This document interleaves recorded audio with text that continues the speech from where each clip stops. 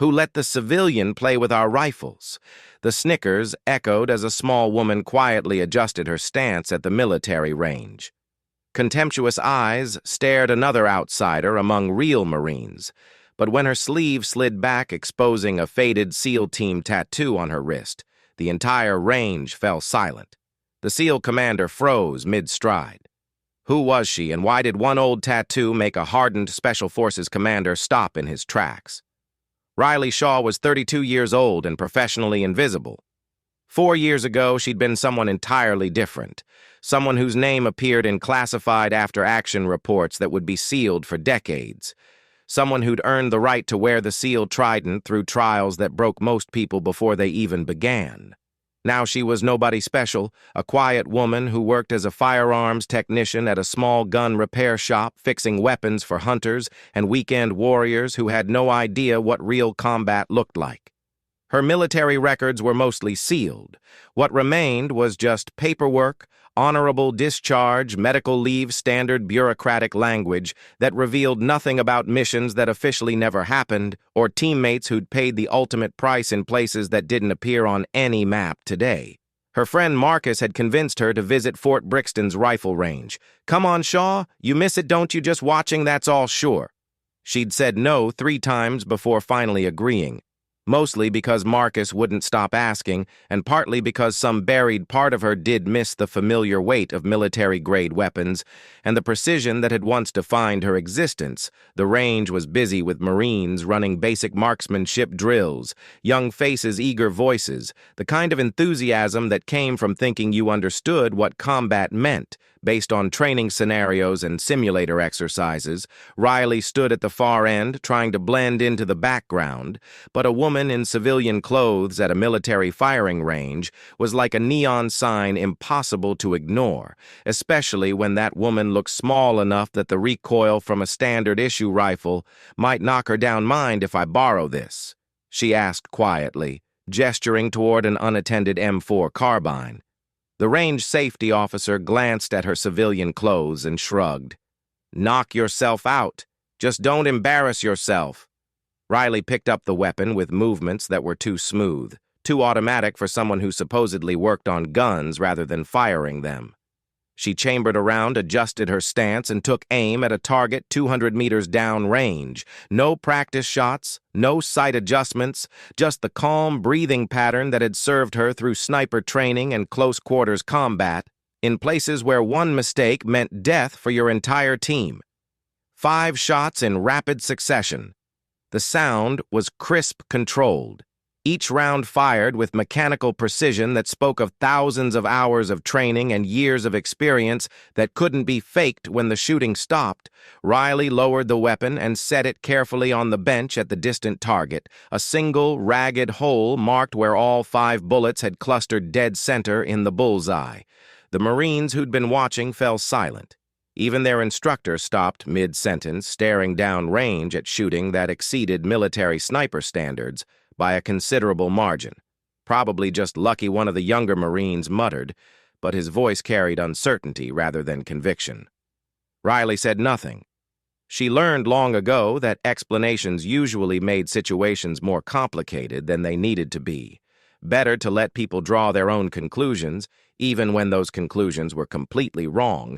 But as she rolled up her sleeves to better handle the warm rifle, the fabric shifted just enough to reveal something that changed everything. A faded tattoo on her left wrist, barely visible unless you knew what to look for.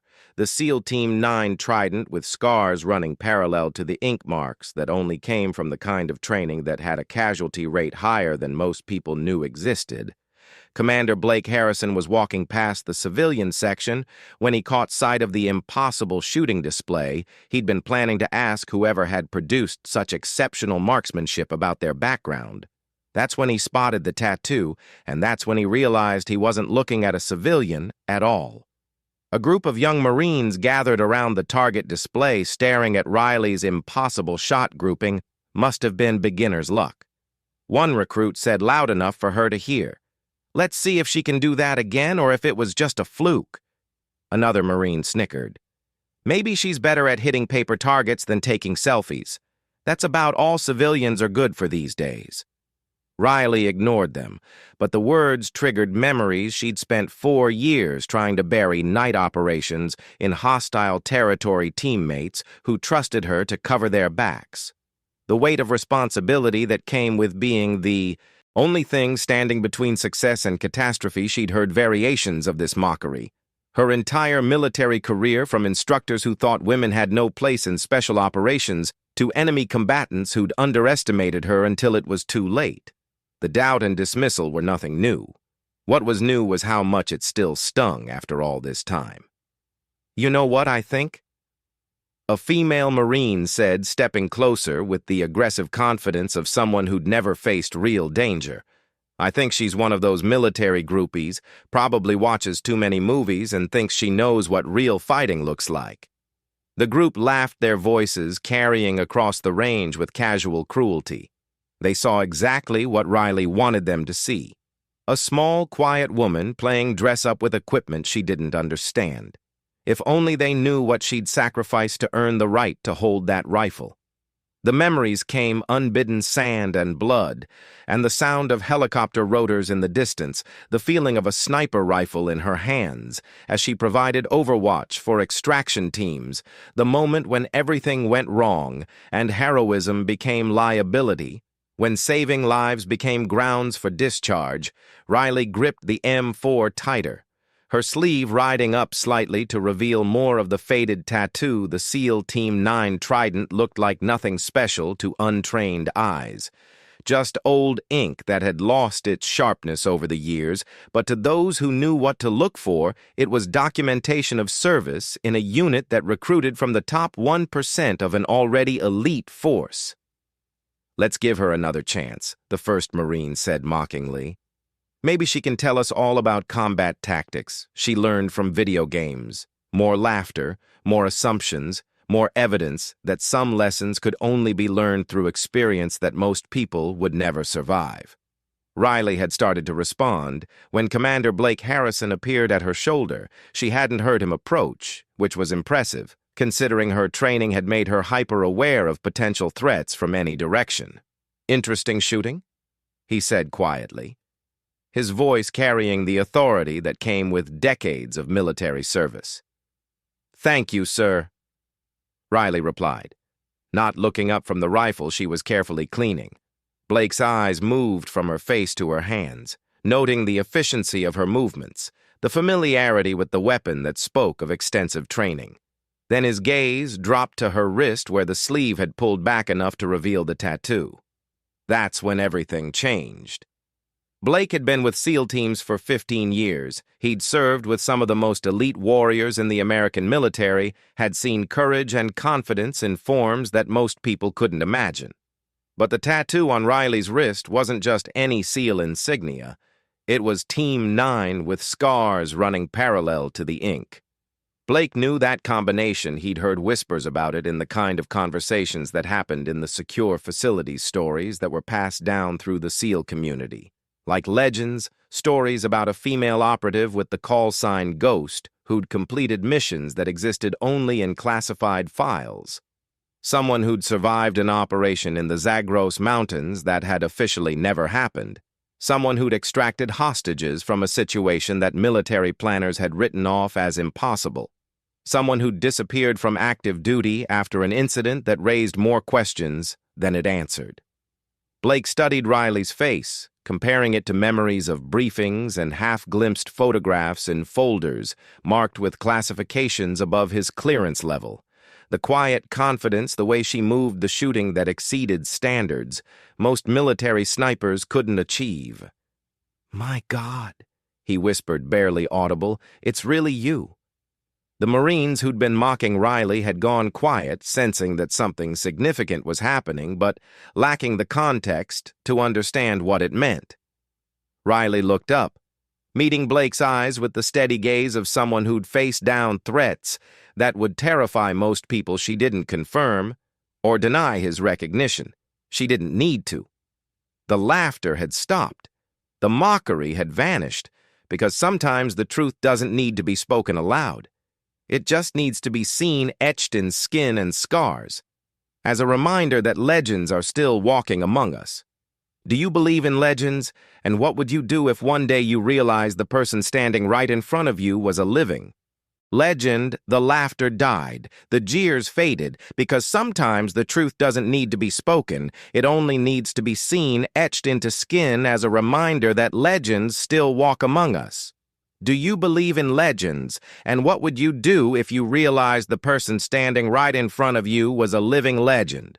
Comment legend if you believe some people's stories are larger than life. Commander Blake took a step closer, his voice dropping to the formal tone reserved for situations that required extreme discretion. "Ma'am, I need to ask you some questions privately."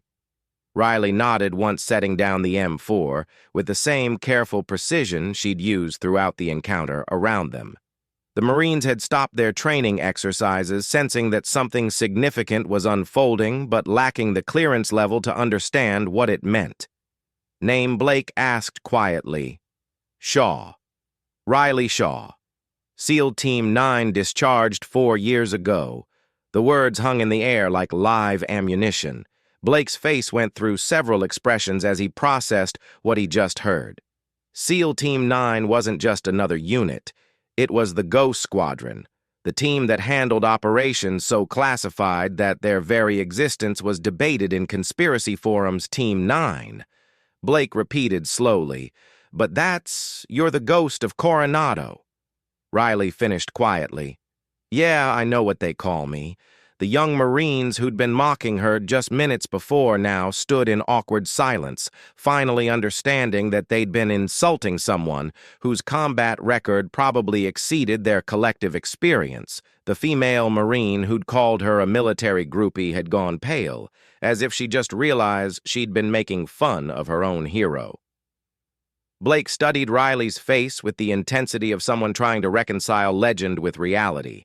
He'd heard the stories, whispered conversations in secure facilities about a female SEAL who'd completed impossible missions and then vanished from active duty under circumstances that raised more questions than they answered the Zagros operation.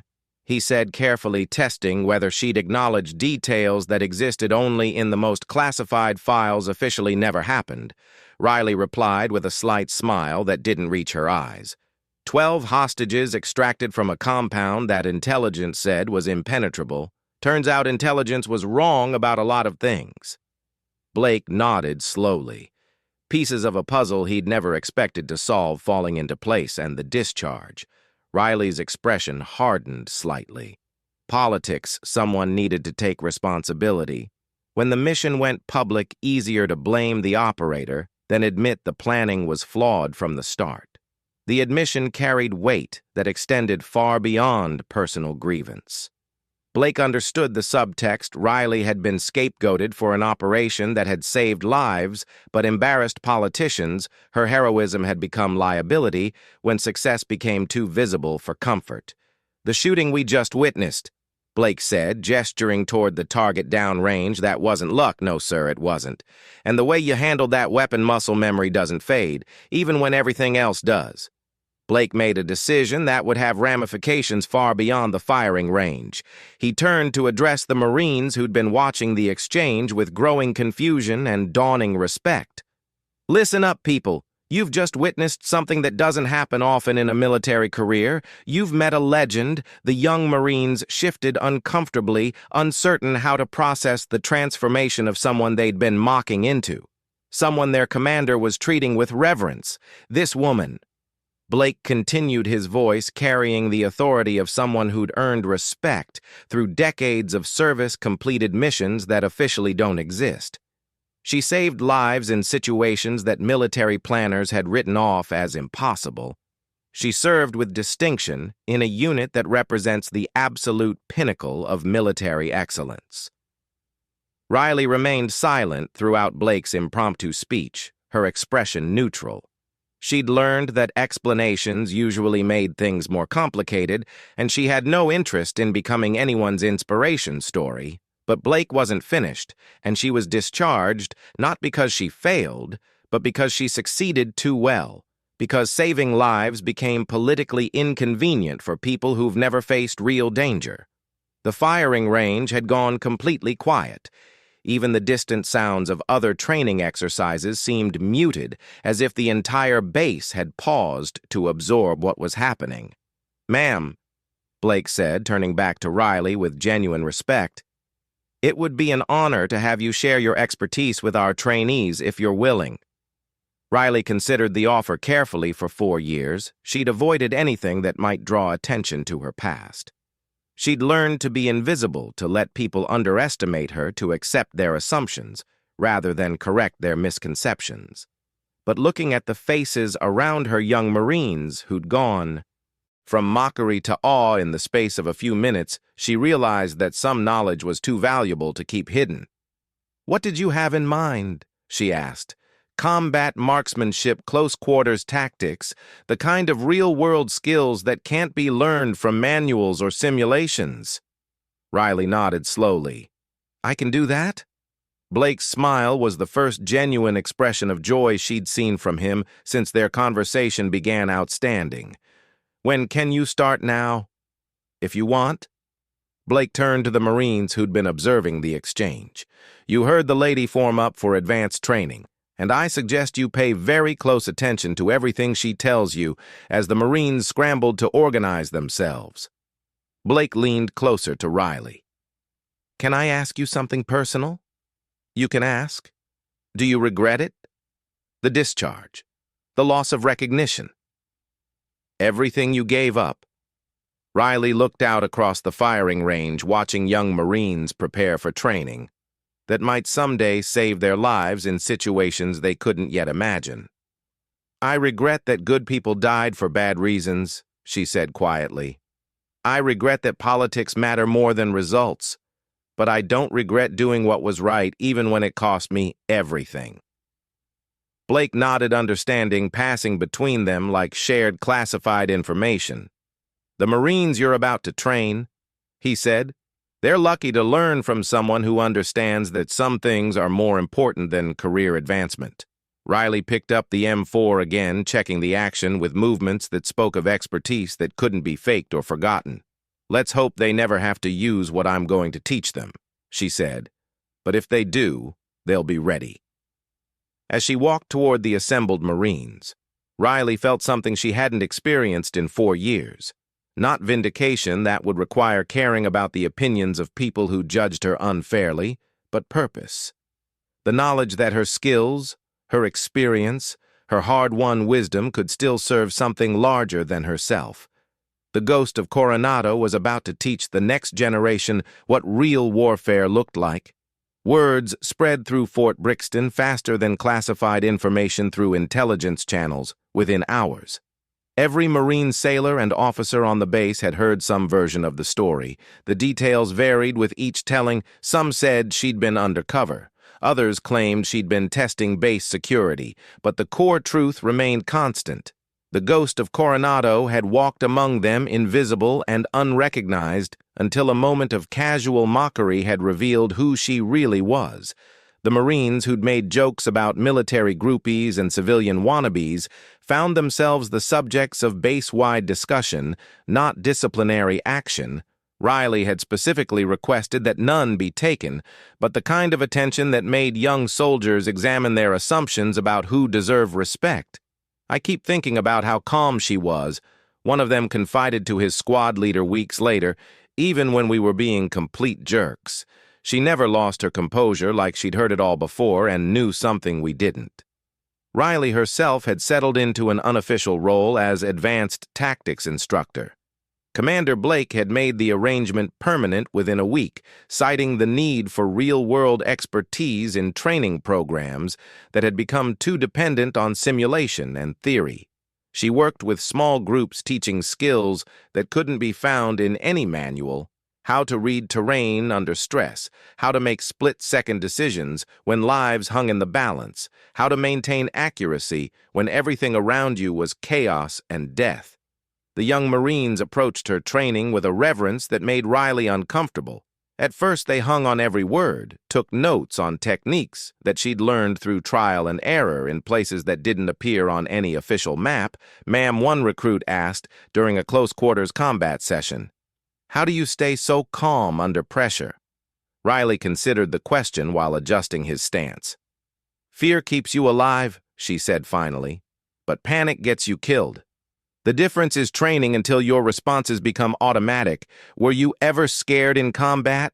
"I mean," every time Riley replied without hesitation, anyone who says they weren't is either lying or didn't understand the situation. The honesty was refreshing to Marines who'd been fed a steady diet of bravado and machismo. Riley's approach was different. Clinical Precise focused on survival, rather than glory. Stories about her teaching methods began circulating through military networks beyond Fort Brixton.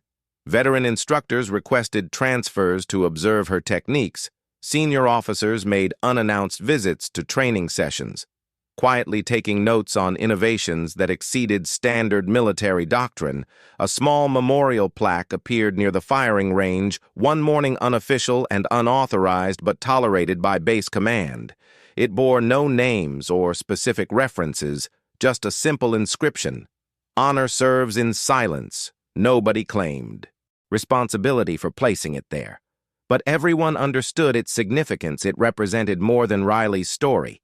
It honored all the quiet professionals who served without recognition, who carried their achievements like hidden tattoos, visible only to those who knew how to look.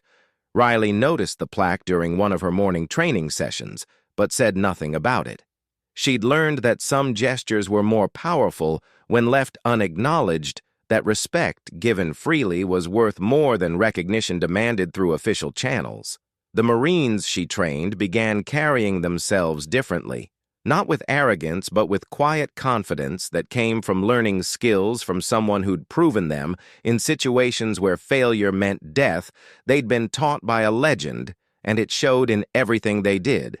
6 months after that first encounter at the firing range, Riley received an offer from the Pentagon Special Advisor position, enhanced clearance, the chance to influence training programs across all service branches. She turned it down without explanation. Some legends were meant to remain in the shadows, teaching one Marine at a time. Some legacies don't need grand announcements. The faded tattoo that Riley carried wasn't a trophy to be displayed or a credential to be flaunted.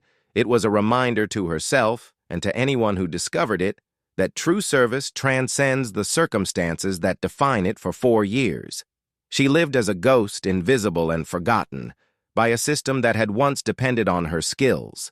She'd accepted blame that wasn't hers, carried responsibility for failures that belonged to others, and disappeared into anonymity because sometimes the greatest service you can provide is becoming invisible.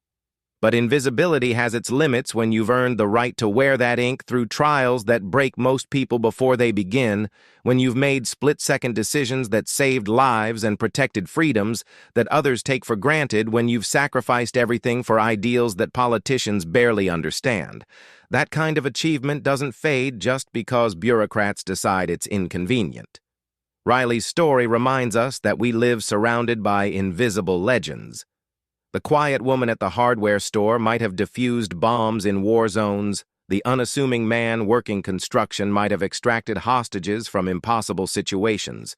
The reserve person serving your coffee might have made decisions that prevented international incidents.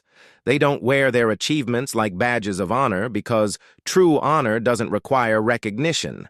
They don't demand respect because they've learned that respect, given freely, is worth more than respect extracted through displays of authority.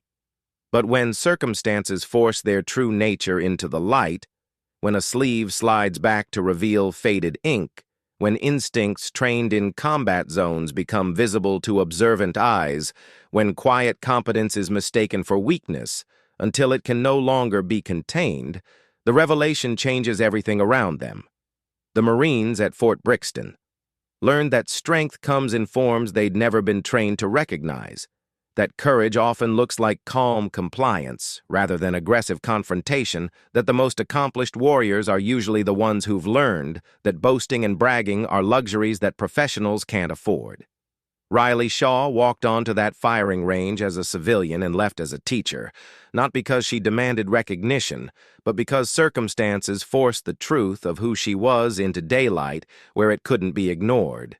She carried her tattoo not as proof of what she'd accomplished, but as evidence of what she'd lost and found again in the space between humiliation and respect. The ink meant everything and nothing, a piece of art that represented trials no one else could understand, sacrifices no one else had made, and achievements that would never appear in history. Books. True warriors serve in silence. But when silence is broken, when truth emerges from hidden places and forgotten corners, the world remembers that honor never really dies. It just waits patiently for the right moment to remind everyone that legends walk among us, teaching one person at a time. Subscribe Iron Heart Stories.